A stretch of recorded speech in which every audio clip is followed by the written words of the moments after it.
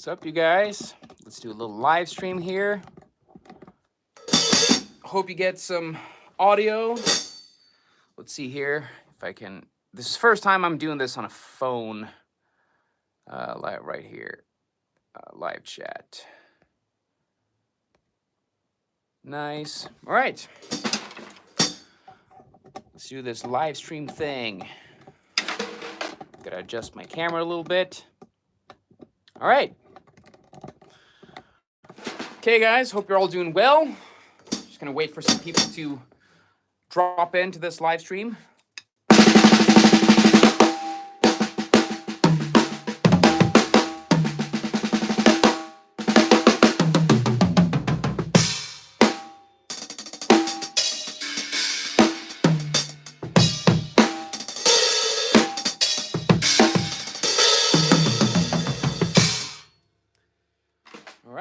Let's see here. I'm using my selfie camera, so it might look like I'm a lefty drummer, but you know I'm right-handed. So let's see here.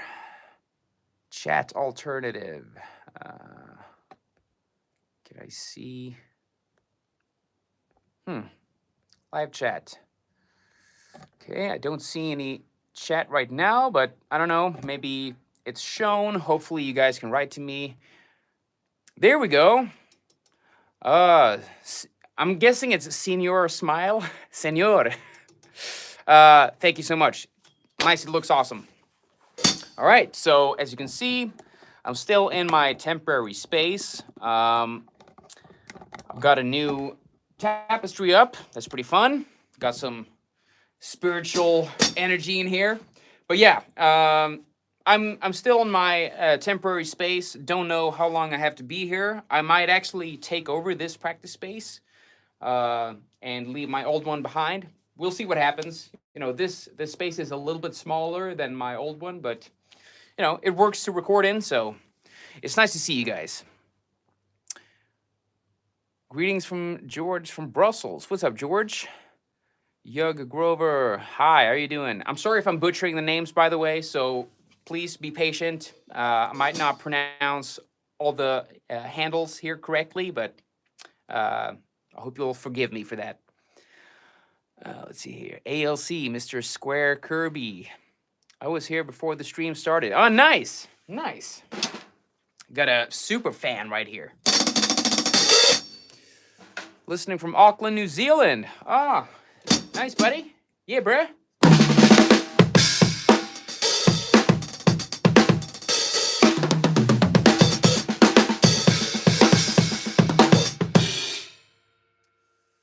Pretty good, thank you. It's okay, you're pronouncing it nicely. Ah, nice. Good. Love from India. Thank you. It's nice to see so many people here.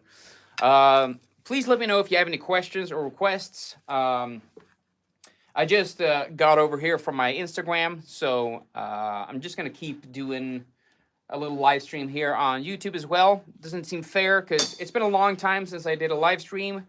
And usually on this channel, I mostly do live streams for my channel members, but this time I'll do it for everyone. Luckily, though, if there are any more channel members that are watching this, like YouTube, the YouTube community finally changed so I can do channel members only with my phone.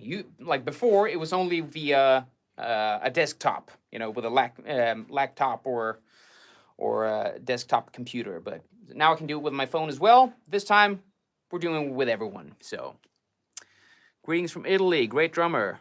Grazie mille. Grazie. Please wish me luck for my exam. Yeah. Hell yeah. Good luck with the exam, wherever it is.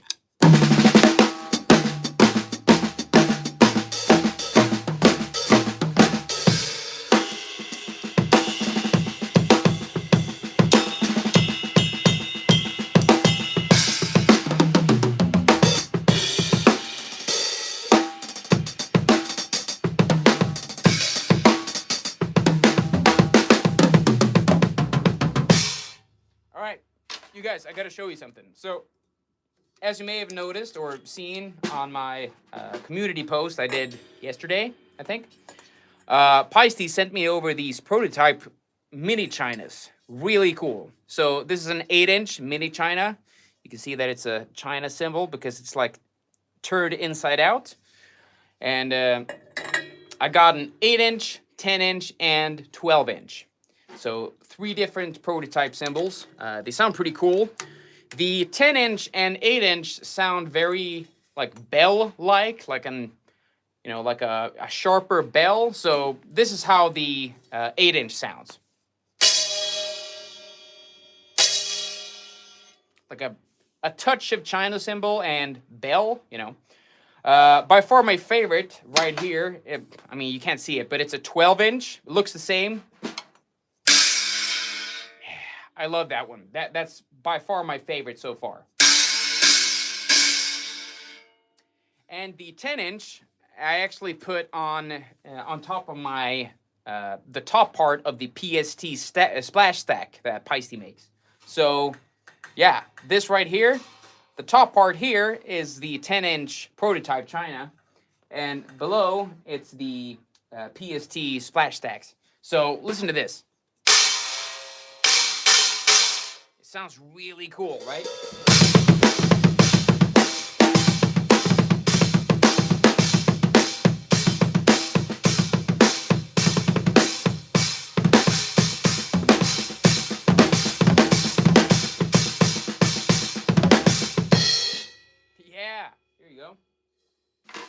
But yeah, so it's really exciting to try these out. I love your videos, Master. Thank you. I'm no master though, but thank you. Is it Paiste 2002? Yeah, they seem to be 2002 prototypes. You're absolutely correct. They have the same kind of finish, so it's B8 bronze. But yeah, the 12-inch is definitely my favorite because it sounds like a small China. I mean, if you listen to the 8-inch, it has a cool, like, sharp bell sound to it. It's not really my thing, but I think the smaller ones, if you put them together as stacks, you get a really cool sound, you know? Yeah, it sounds so dirty, I know. I do want to try, I haven't tried the Rude cymbals yet, and the Paiste Rude Blaster, I think it's called, the Blaster China. Yeah, hell yeah, I'm going to get that one. Do you use double pedals? Yes, I do. I'm not I'm not what most people would call a metal drummer, but I use my double pedals. I know, I play metal sometimes, but I use them more for, making fills and certain grooves interesting. I'm not like just bashing away, just. I can do that, but it's not really my style of playing. But I usually use them as a filler for drum fills and drum grooves, like.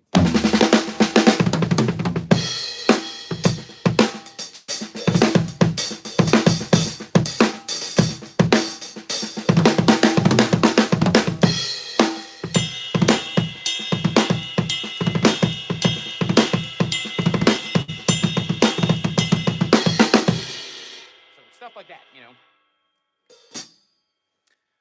Sounds great. Nice. Ciao from Italy. Grazie mille for joining.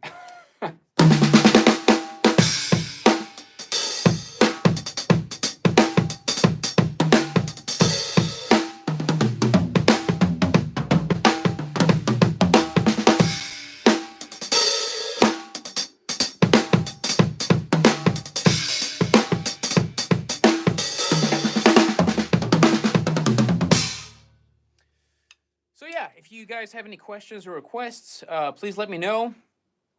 I usually do these live things to just get like a live drum lesson with you guys and just like a Q&A.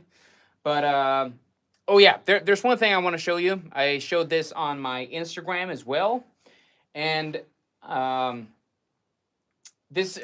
done this in videos before, but it's a really good way of practicing speed. You're utilizing your double strokes. And it's just an all-around fun lick or fill that you can play. So this is based off of the paradiddle diddle and the paradiddle. So if you play 2 paradiddle diddles and 1 paradiddle, it'll sound like this. You know, paradiddle diddle, paradiddle diddle, paradiddle. Right after that paradiddle, you can play the same thing but with a left-hand lead, because right after you finish that paradiddle, you know, naturally you're going to start with a left-hand lead. So you can do this. Left.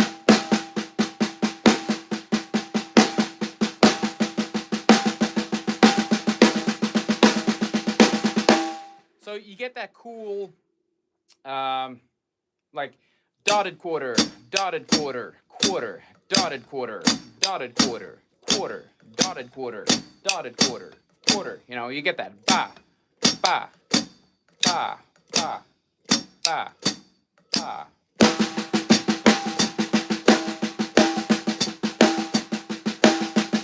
You know, it's a really cool, you know, cool funky feel in that subdivision. You know, so.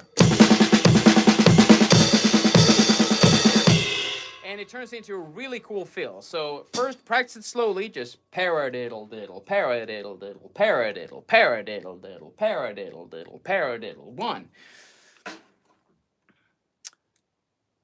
Let's see here. Can you do a double stroke crossover? Oh, like a crossover fill? You know, I might try that. But yeah, again, this paradiddle diddle, paradiddle diddle, paradiddle 1. It's really cool. So let me just break it down slowly, and then you can try to practice it at home. So.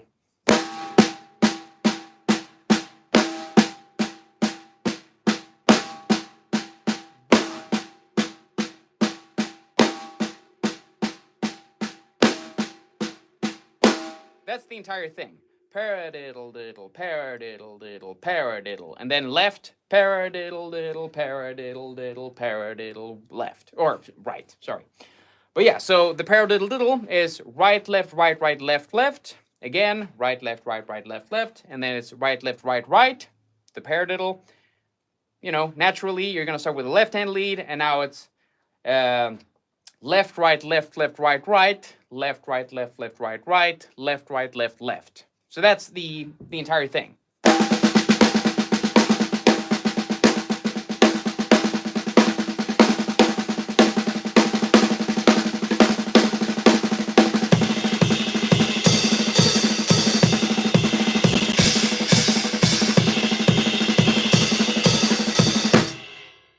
Try that at home. It's really cool.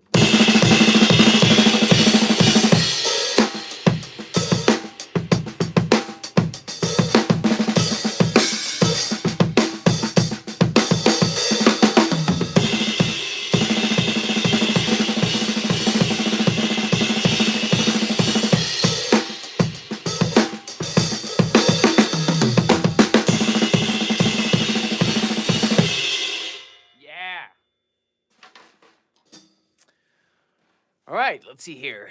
If you've got any questions. Paradiddle, hell yeah. Hello from Alabama. Alabama, nice. Law of transformation. Could you do a double stroke crossover? Okay, so I don't know if you mean like a, you know, stuff like that. I don't think, I mean, for me, the double strokes doesn't really, you know, do it natural to play crossover.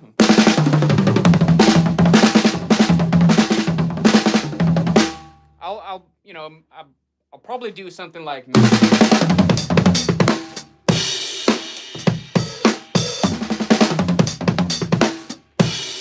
That's more natural with a crossover, so.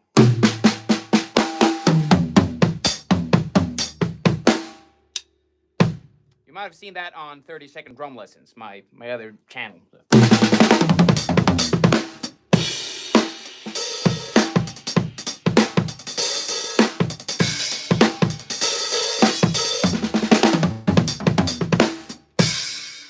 That's a crossover fill. Let's see here. Ken Cronin. I'm sorry if I'm butchering the names. What is a good way to get alternating hand and foot coordination throughout the kit? That's a good question. Definitely, you know, if you practice Latin grooves or Latin rhythms like samba, bossa nova, stuff like that, or Mozambique, those are great ways to practice both independence and coordination around the drum set. So, for example, the Mozambique, you play an ostinato with the bass drum that goes 1, 2, 3, 4, 1, 2, 3, 4.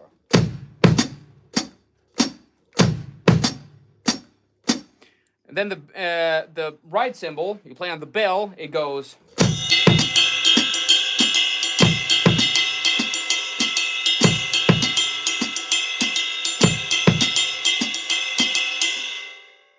And the snare drum plays, the snare drum and toms plays like this. So with just the feet and the snare and the toms.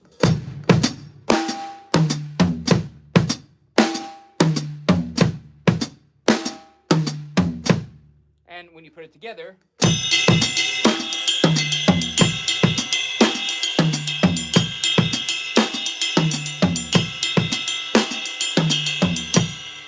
So that's a great way to practice, you know, coordination and independence around the drums.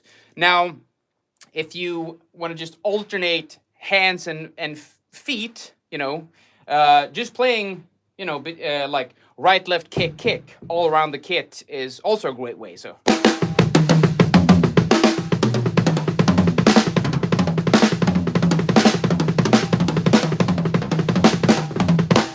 You don't have to play it that fast. That's, you know, that's the ending part, but you just.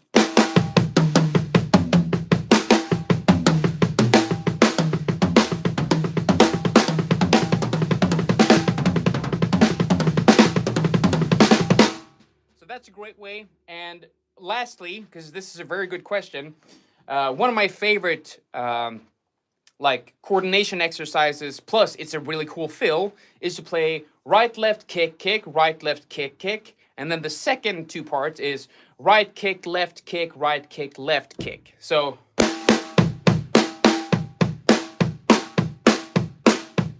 know, that's the entire thing.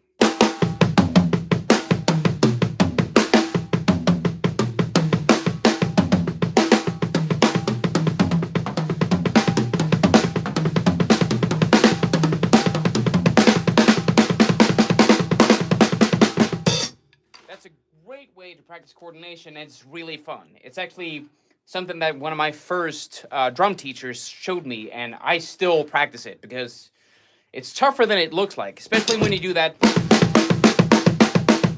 you know, right kick, left kick, right kick, left kick. Really fun. Try that out. Drummer Riv, hi. Andres Yara. Again, sorry if I'm just mispronouncing the names. Let's see here. Could you explain how to go from 5/4 rhythm to 4/4 and vice versa? Yeah, I mean, you could play, let's say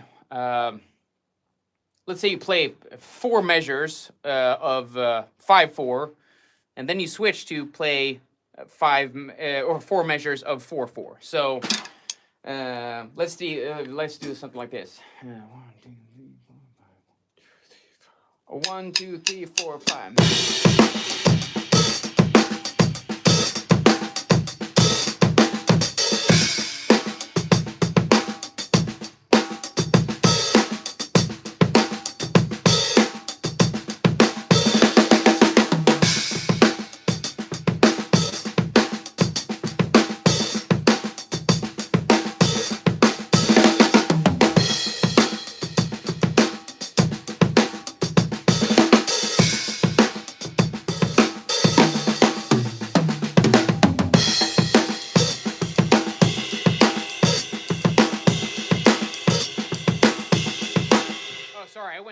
I went into 7 there, but yeah, you get my drift. So you can practice.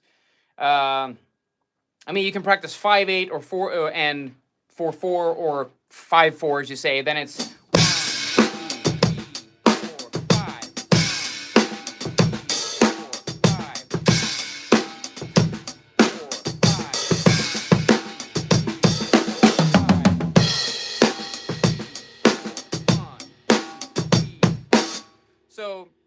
practice 4 measures of 4/4, 4 measures of 5/4, and, you know, vice versa.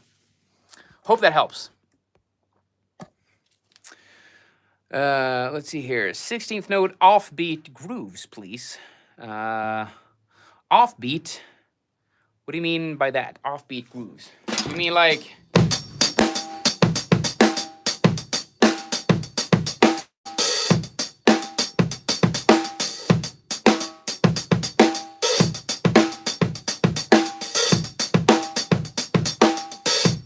I don't know.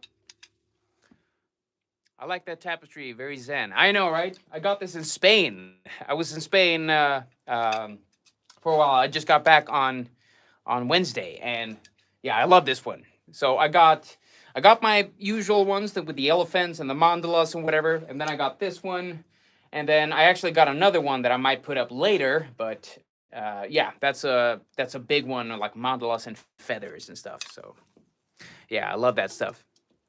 Love it, man. Go on. Thank you. Let's see here. Gregory, seems like just a month ago you were celebrating 60K subscribers. Now you're pretty much at 70K. Yeah, I know, man. It's so crazy. It wasn't that long ago. I think it was it in August or in September? I can't remember, but yeah. Time flies, and it's so amazing to see that so many people enjoy my content. So I'm super excited about that, and thank you all for watching, by the way. Yeah. Let's see here. Do you know how to play cumbia? I have no idea what that is. I gotta check it out. I have no idea what the cumbia is, but the cumbia. I don't know how to pronounce it, but it sounds cool. Can you play All the Small Things by Blink 182? Blink 81. I never listened to those guys. No offense to them, because they're great musicians, but I'm not a punk guy, like American punk, whatever. That kind of skate punk, or whatever you want to call it. Let's see here. Thank you. Definitely got to practice that. How do you get your double on the kick so fast? Is the pedal spring tension set high or low? My spring tension right now is kind of in between, so it's like a medium. If you want to practice, first of all, if you want to practice power, definitely crank up the tension. So, you know, you have to work with your muscles a lot, because the beater is going to come off the head really fast. So I haven't done that in a while, so I might actually test that practice style again soon, because it's really good for working on power and speed. And then if you want to practice speed, you know, try it with loosely, 'cause then it's gonna fall back pretty. It's gonna get tougher, so you gotta, you know, dig in your feet to get the beater going strong against the batter head. But yeah, hope that answers your question. Let's see here. How do you practice kick? I kind of struggle with it at a fast pace with fills and chops. Again, it's the same thing that goes for everything else, and it sounds like a boring answer, but you gotta practice slowly before you can practice fast. You know, first of all, I got this from Dave Elitch. Dave Elitch is a great drummer, great teacher. And he said something in his Instagram stories not too long ago, and he says, you know, speed and technique, it's a byproduct of, you know, keeping a good posture and staying relaxed. And I couldn't agree more, because, you know, as long as you're relaxed and you have a good posture, you're not sitting like this behind the drum set or whatever, you know, you just gotta take it slow, and the speed it's gonna come naturally to you, you know. So let's say you're practicing this right, left, kick, right, left, kick, right, kick, left, you know.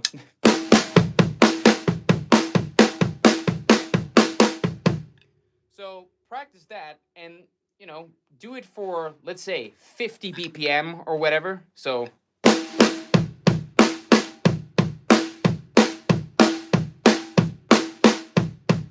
really slowly. I mean, you can even do it stupid slow, like.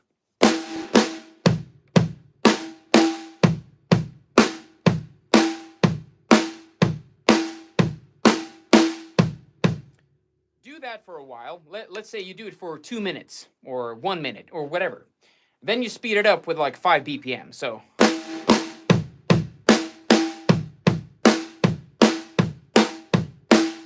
And then 5 more.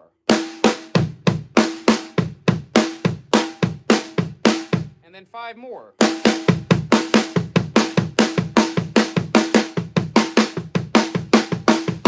You get what I mean? And then you start speeding up, like practicing for a while at one particular, pace. And then when you reach that point where you can't do it faster, try to stay there for a while. And then remember to take rests. That's what I'm saying. So you gotta let your body rest and you gotta let your mind rest, because, the muscle memory or whatever, that kicks in after a few minutes of resting, or maybe a day's resting. So, if you play that to a top speed, in one day, the next day, you're definitely going to be able to play at this speed more comfortably. And then, you can try going up there, and, and just speed it up. Without thinking about it, you're going to reach this, at no time at all.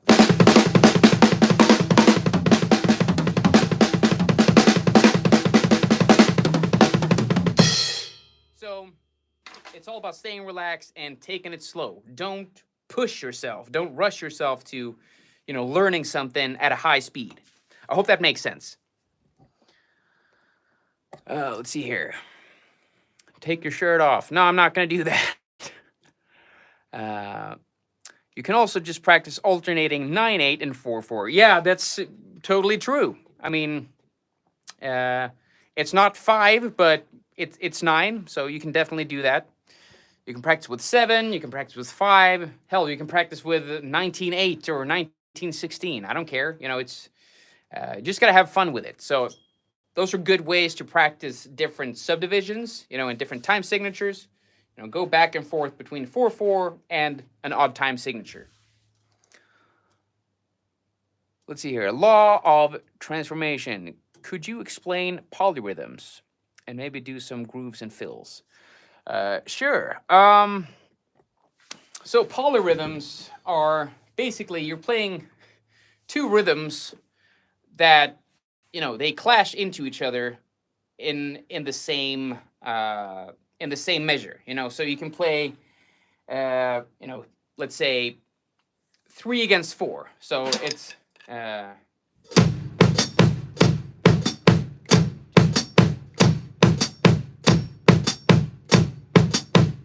something like that. Like polyrhythms are two different meters that you play against each other in the at the same time. So let's see here. So if you go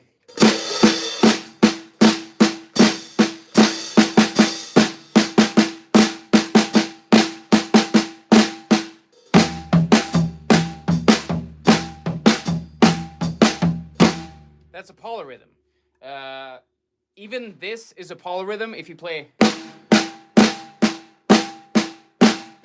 That's just like 2 against 4. So, everything you play is basically a polyrhythm. What we usually think polyrhythm as,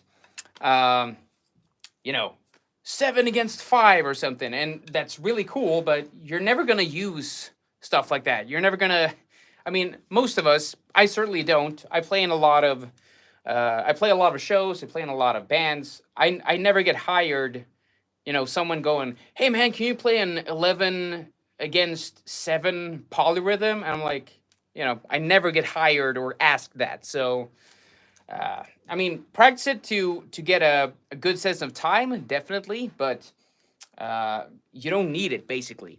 What you can do is get a metronome app. I think most of them you can practice polyrhythms with, and start with like 3 against 2 or something. Practicing, let's say you can play a 4/4 and you play dotted eighth notes on the ride or the hi-hat. That's also a polyrhythm. So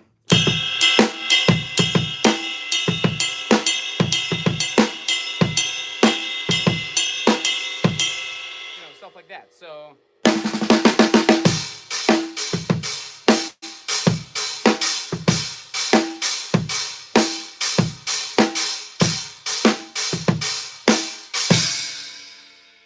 that's 4 bars with dotted eighth notes, and it revolves on the within the 4th measure, you know. So polyrhythms are fun, but I'm just saying don't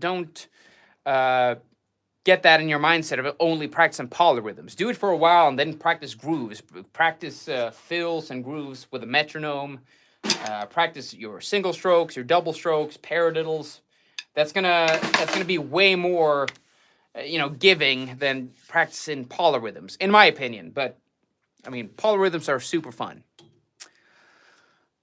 Let's see here. Latin genre. Yeah. I love Latin music. Or Latin rhythms, I should say. They're really fun. I'm a new subscriber. Glad I found you. Nice. Thank you so much. Let's see here. I'm really slow at fills. What drills I must do to improve it? When I go with a groove, it's quite difficult for me to switch from 8th note to 16th note fills. Okay, so that's a good question, or it's a good example of a common problem for drummers.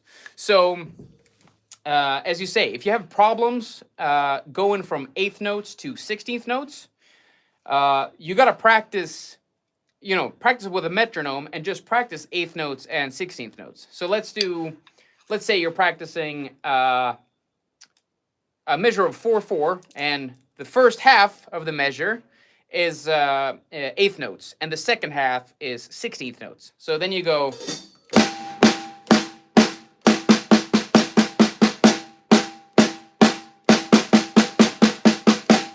And a good way for, when you're a beginner, I mean, even professional drummers practice with counting out loud, and that's what you should do. Counting out loud helps you to maintain your focus on the timing. Even if you're not practicing with a metronome, you can practice with counting out loud just to have that 1, 2, 3, 4. You can have that going, So, as soon as you count out loud and you go 1 and 2 and 3E and a 4E and a 1 and 2 and 3E and a 4E and a 1. Try to do that at a slow tempo and then gradually speed it up. So, for example,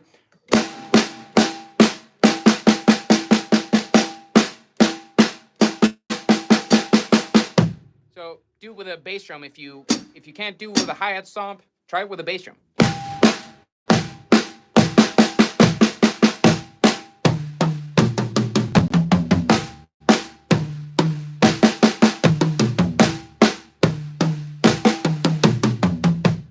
So, yeah, do that for several days. Practice just that. If you have a problem with switching from 8th notes to 16th notes, just focus on that for a while. And you can also switch it around. Play 16th notes and then to 8th notes. So.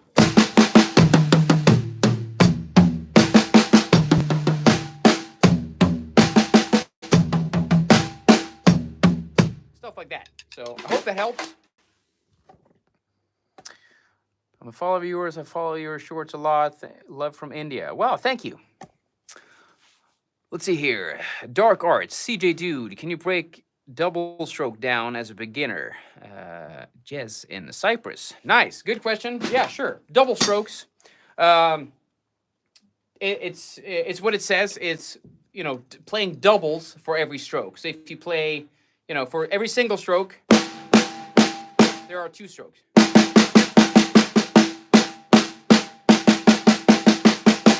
Now, when you focus on double strokes, you should just, again, stay relaxed. Let the stick do most of the work. If you play with a really tight grip around your drumstick, it's not gonna feel good,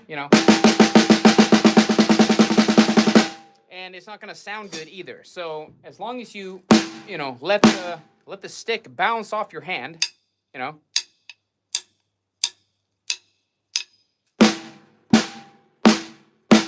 Same thing goes for double strokes. So open, closed, open, closed, open, closed, open, closed, open, closed. So practice that just at a slow tempo.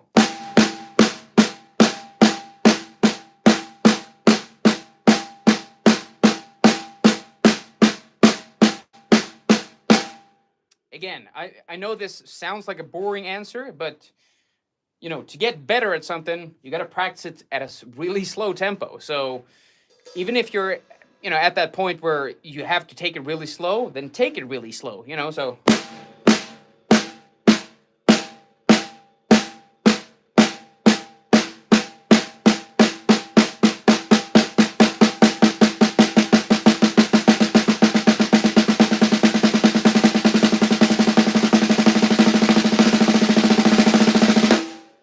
That's the double stroke. All right, let's see here. Muscle memory. Yeah, it's all about muscle memory. I promise you, muscle memory will help you out with everything you play. You know, if something is hard, if something is really difficult to play, you know, take a break from it after practicing and then come back to it after, I don't know, let's say 30 minutes. I promise you, you're going to play it better than you did, you know, the previous 30 minutes. So, yeah, the body is a cool construct like that. Let's see here. How do you always come up with fills? I mean, I take ideas from some of my favorite drummers, and sometimes I just sit around jamming on the kit and just, you know, if I play something that I like and I think sounds cool, you know, I record it for you guys. So.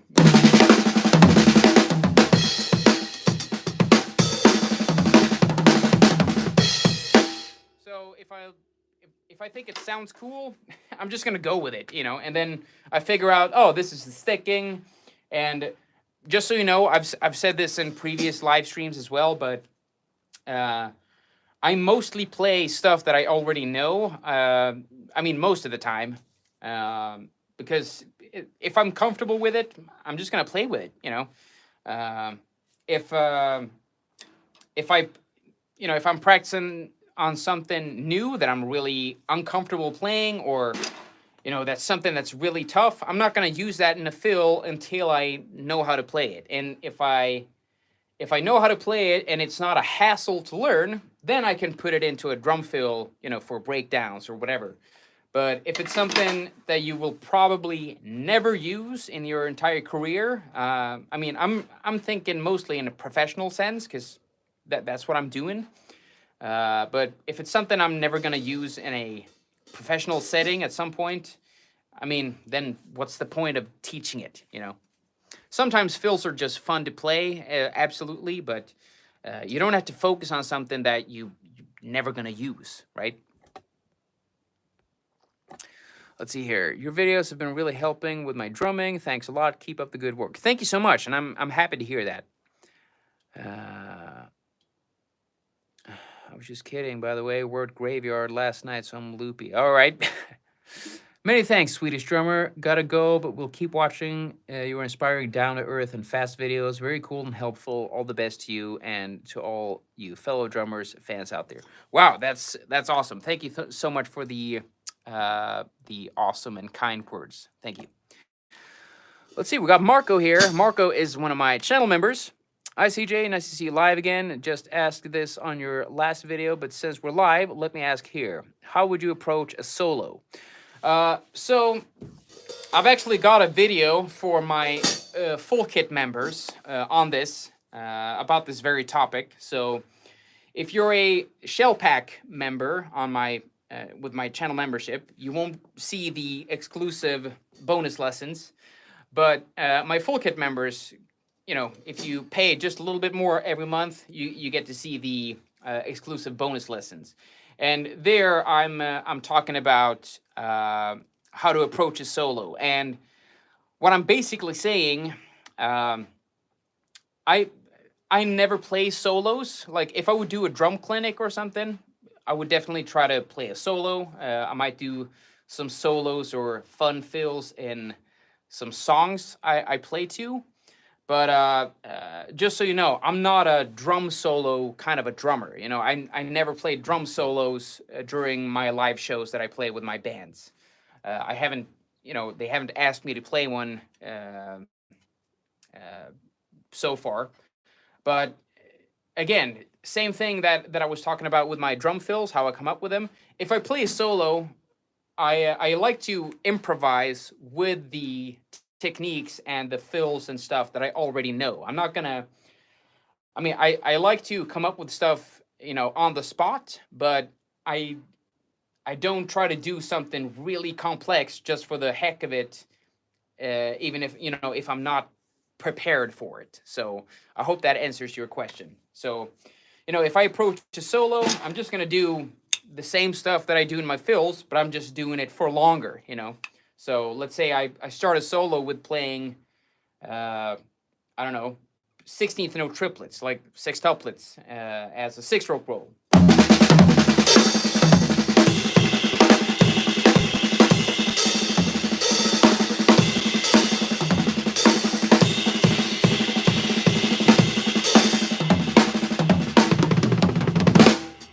You know, stuff like that.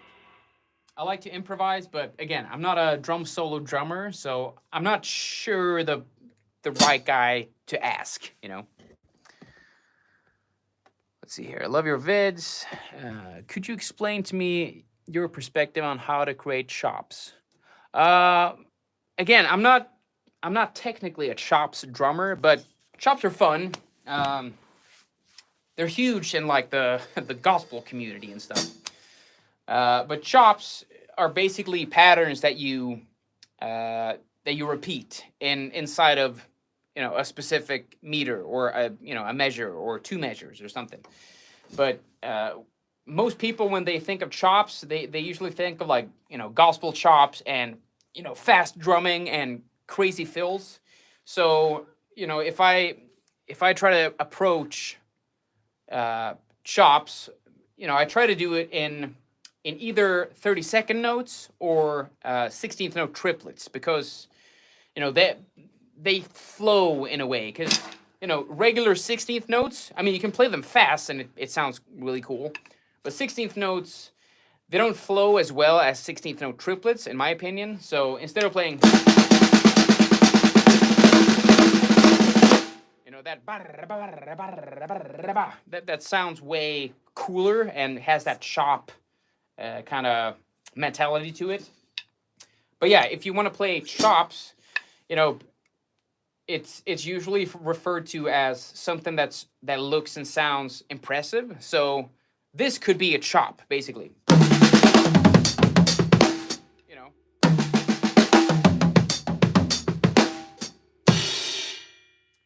It's just a fill for 1 measure, but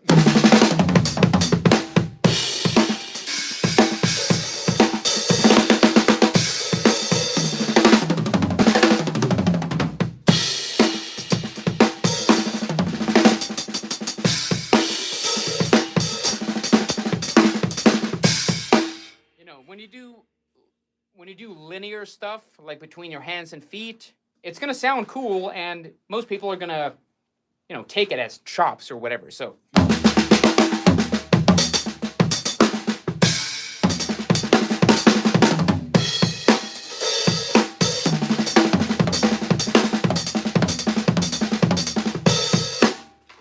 it's fun, but again, it's not something that you're gonna use in an everyday setting. But yeah, that's my take on chops. Again, I'm not a chops drummer. You know, some other chops drummers might just be like, dude, you can't play chops. I probably can't, you know. So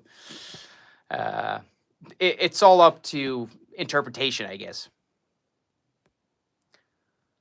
Let's see here. You're really a great drummer. Your videos help me improve. Are you in a band? Yeah, I'm in several bands, actually. Let's see here. Hi.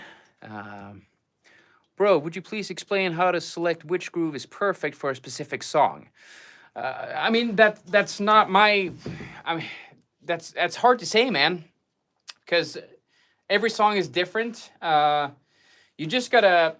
I mean, you gotta listen to the music. It sounds super cliche with me saying this, but to be a good drummer, you gotta listen to what the other musicians are doing, you know?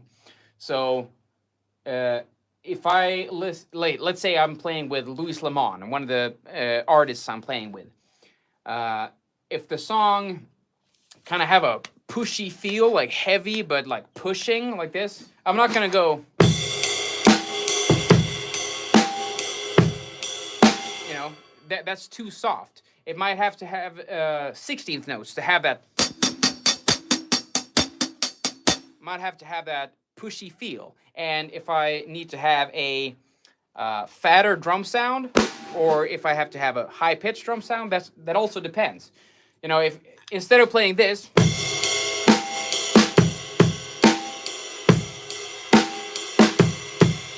I'm probably gonna play something like this.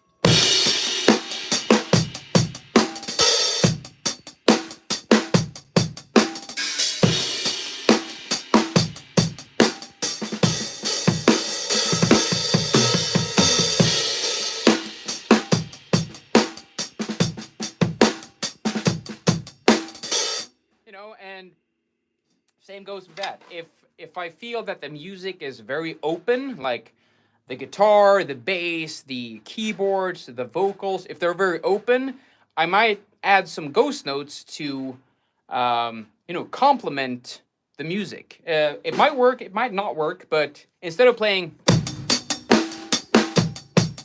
I might play.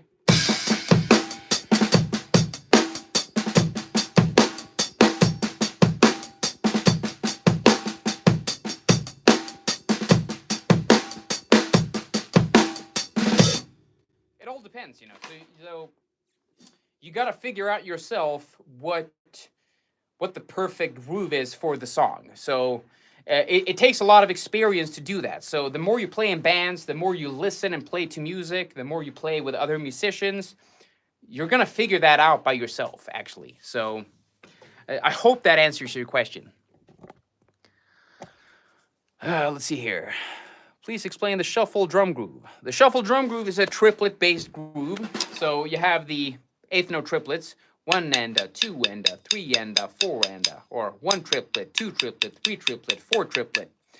And the shuffle is played with the first and last triplet of a triplet meter. So.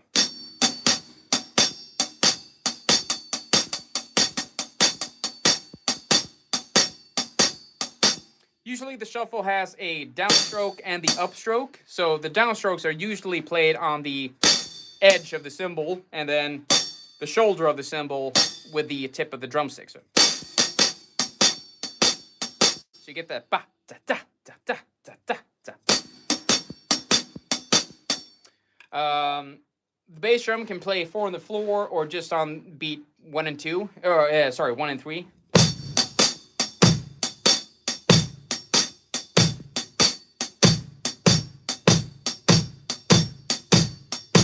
And then the snare drum is usually played on beat 2 and 4.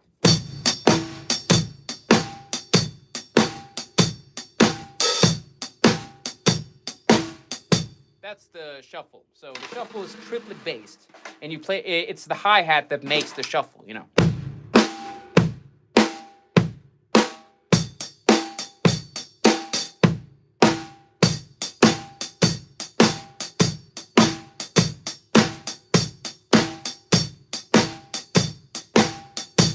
See the difference? Going from straight to shuffle,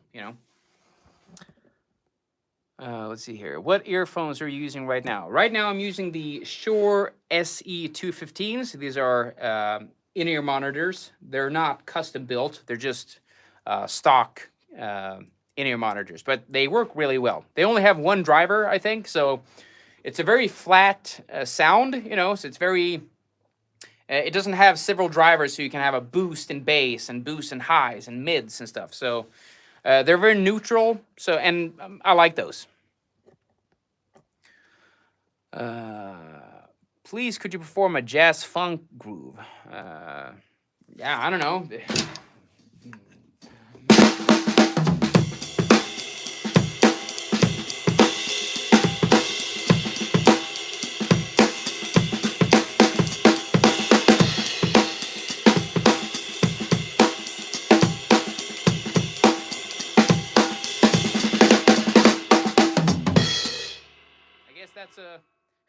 That's a jazz funk groove.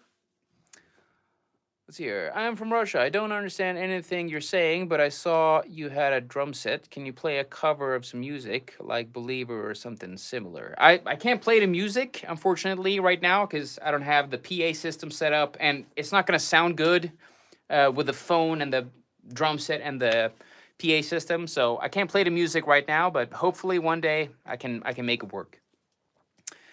Thanks for the doubles breakdown, top bloke. If you're ever in Cyprus, there's a kit, food, beer, pool, and bed, brother. Nice, awesome. I would love to go to Cyprus actually someday, so I might take you up on that.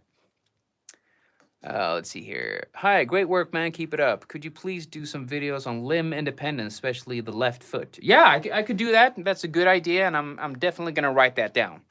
I love getting ideas from my viewers. So hell yeah. Rest in peace, Aaron. Yeah, too bad we lost that guy.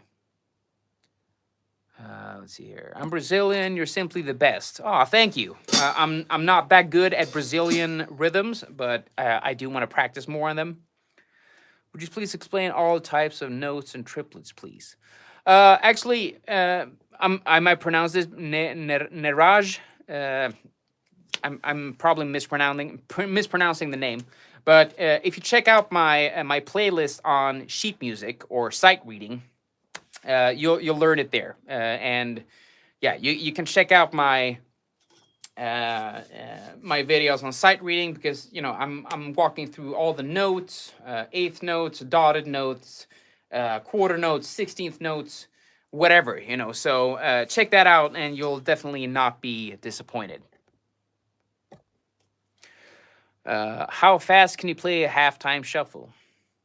I don't know, pretty fast. I mean, I get the question, but it's like, how fast? Like, what's the speed for a good sounding halftime shuffle? Like for me, it's like the Rosanna shuffle or something.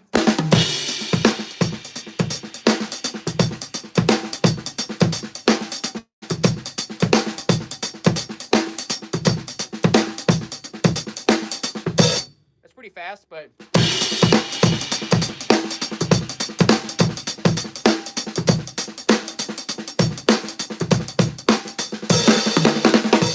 that by that point, it like a halftime shuffle like that doesn't really sound good, in my opinion. Then you can play like a shuffle.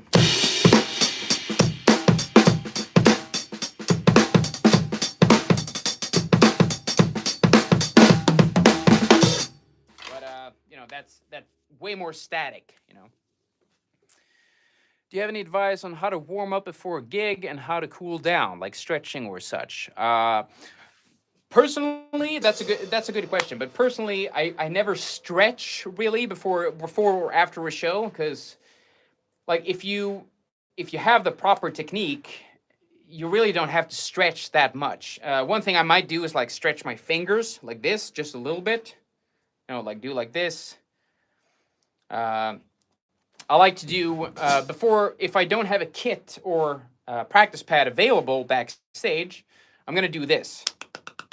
So you put your arms together like this, and then you clap, and you do this for you count 8. So 1, 2, 3, 4, 5. Once you count to 100, you've done 800 of these. You know, so that's a good way to warm up your wrists and your muscles. Otherwise, I do have a great warm up exercise that I usually warm up with before shows, and you can check that out on my channel as well. It's like a 10-minute warm up. I also do a warm up with where I play paradiddles in different subdivisions. So I play, let's see here, I'm playing 16th notes, 16th note triplets, and I play them as 8th note triplets. So it's like this.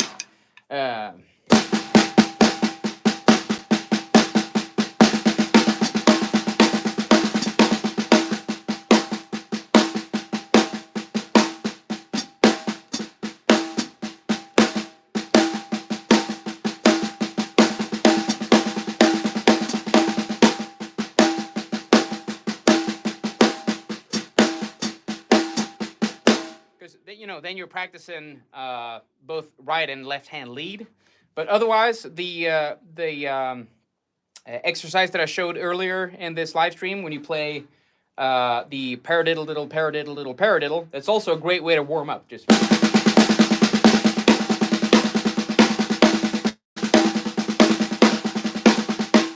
stuff like that. So, but otherwise, check out my warm-up video on here on YouTube. You know, I'm really grateful you used the Rosanna Shuffle in a Phil short lesson once. Saw you then, did a lesson on shuffle later. This shuffle's literally drugs to me. Yeah, I know. I love the shuffle. Jazz funk, yay. Show me one drop reggae, one drop Phil reggae love.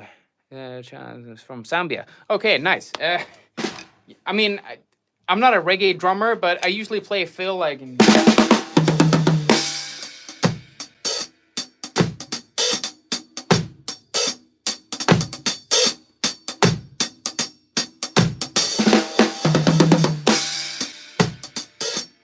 That's, I don't know, that's probably like a little reggae Phil.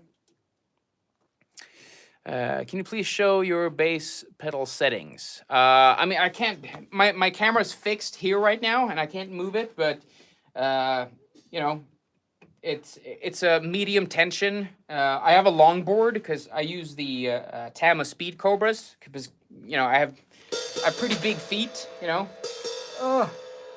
My feet are pretty big, so I need big pedals to enjoy myself.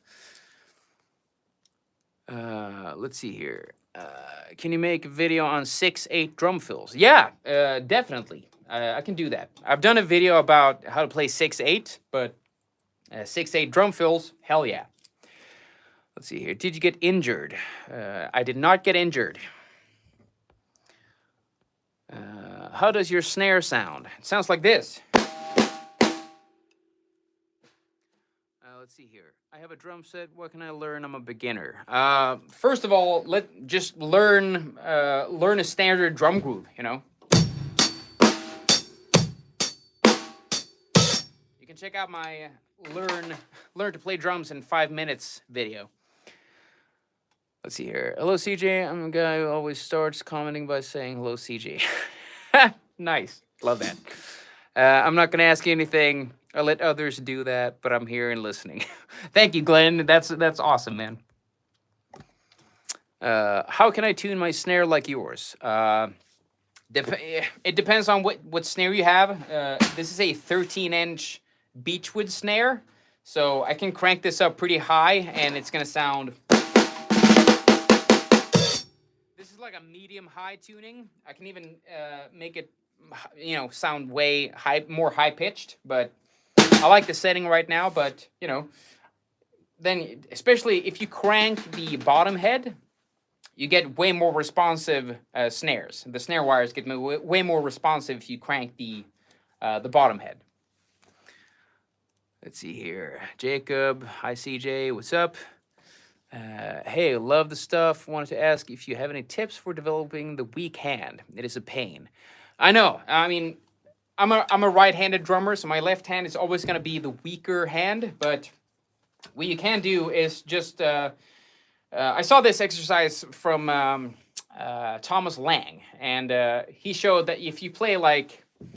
let's say you play 16th notes with your hands, like...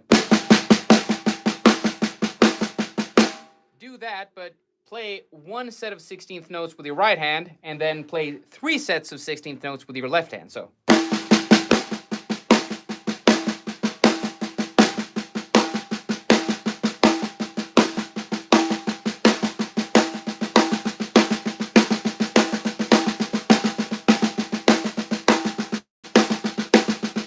You know, that way you're gonna get, you know, 3 times as much practice as your right hand. So, you know, if you play like...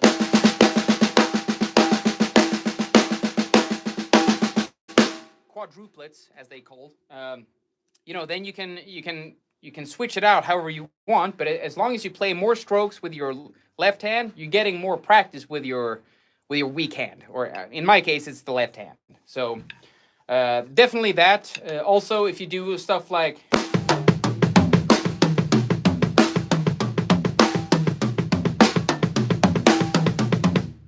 right kick, right kick, right kick, right kick, left kick, left kick, left kick, left kick.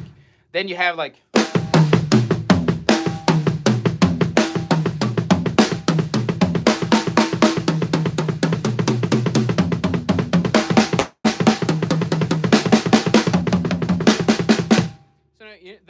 practice with just your weak hand, it's gonna get stronger, you know.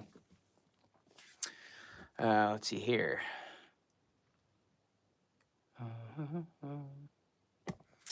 Bro 2, what's your go-to technique used mostly for hands? Okay, go-to technique, it's the molar technique. So check that out. Molar technique is what I use. It's the technique I use mostly for staying relaxed because you're not tightening your grip. The molar technique is all about, you know, staying relaxed in your wrists. You're my favorite drummer and trainer. Thank you so much. I appreciate that. Can you teach me a beginner drum fill? Yeah, sure. So if you play, let's say you have a 5-piece kit, you can play 2 strokes on every drums.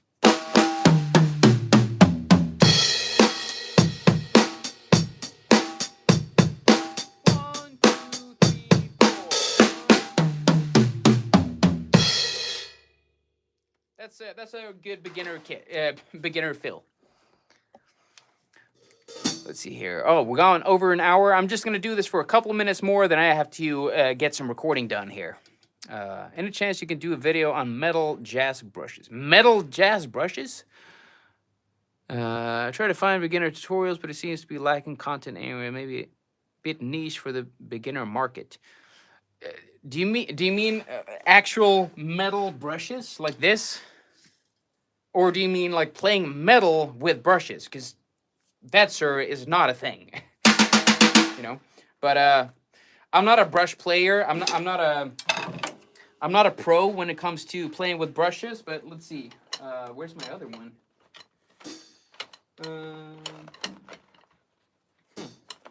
Can't find my other brush, but you know, so what you can do is with one hand, you know, you or let's say, okay, the left hand, if you're a righty drummer, the left hand can go in a opposite circle motion,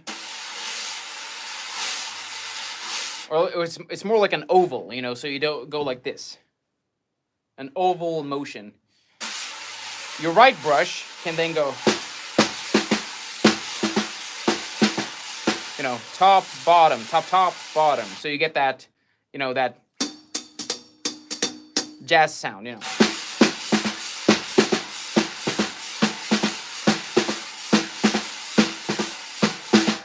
That's oh, here it is. Found it. So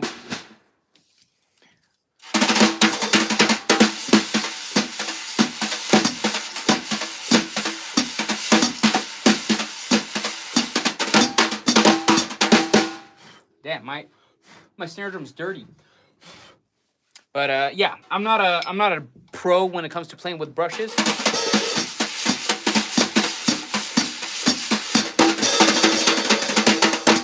But I don't know, I might do a video on it at some point, you know. Let's see here. I'm a beginner. I'm having a hard time doing paradiddle. Can't go faster like you were doing earlier. The thing is, you gotta go slowly before you get faster, you know. I'm gonna save this live stream so people can watch it later. But definitely, I mean, as long as you're playing slowly and gradually increase the speed, like, you know, let's say you're practicing for 5 minutes at one speed, and then 5 minutes at another speed, and 5 minutes, you know, you're gonna get faster because you can't rush it. I see a lot of younger drummers. I'm not saying I don't know your age, but I see a lot of younger drummers get frustrated about, you know, oh, I can't play this fast enough. Like, well, you haven't gotten there yet. You know, you gotta. You know, you gotta crawl before you can walk, or you gotta walk before you can run, basically. So just take it slow and then gradually increase the speed. It works for, you know, 99% of all things you're gonna practice. How do you play fast fills without fears? I don't know. I don't get scared by drum fills, so I'm not sure what you're asking. When I play paradiddle, my hands getting stuck. Can you tell me what a way to manage it? again, I think it's just a matter of taking it slow. You know, if I don't know what you mean by get stuck. If you get stuck at a certain tempo, keep practicing at that tempo. Try to relax. You know, let the stick bounce off the snare, and don't, you know, don't keep a tight grip on your around your sticks. I like how ergonomic your setup is. Yeah, that's kind of the point. You know, I want everything, you know, as close as possible without hitting it by mistake all the time, if that makes sense. But you know, I don't want toms up here, whatever, or cymbals up here, or you know, over here. I just I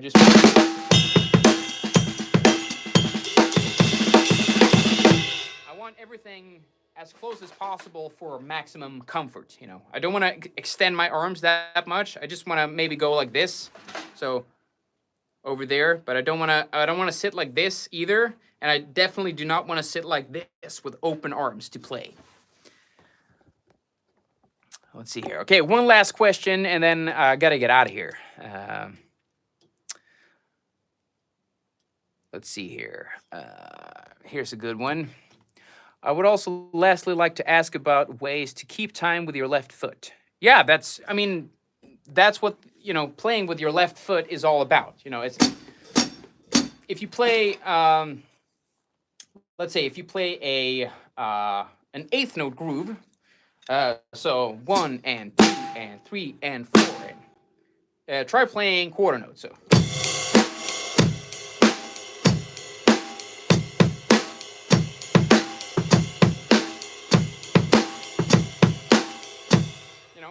If you're playing a 16th note groove, play 8th notes.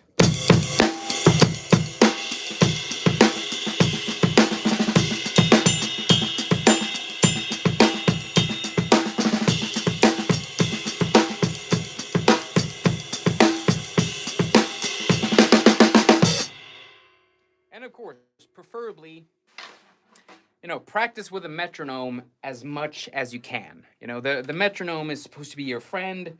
And I mean, I know for beginners, because I know this myself when I started, you know, playing drums, practicing with a metronome can be really, it can be really difficult at first, and it can get really, you know, you can find it kind of discouraging when you play with a metronome, because I mean, once you set your metronome to a certain tempo, it's not gonna stop. You know, it's not gonna slow down for you. So I know it's really hard in the beginning, but the more you practice, you know, you're just gonna get used to it, and you're gonna do fine. You know, so yeah, I hope that helps. First of all, you guys, thank you so much for watching. This has been awesome. I haven't done a live stream like this in a while, and I got a lot of good, awesome questions from you guys. So thank you for that.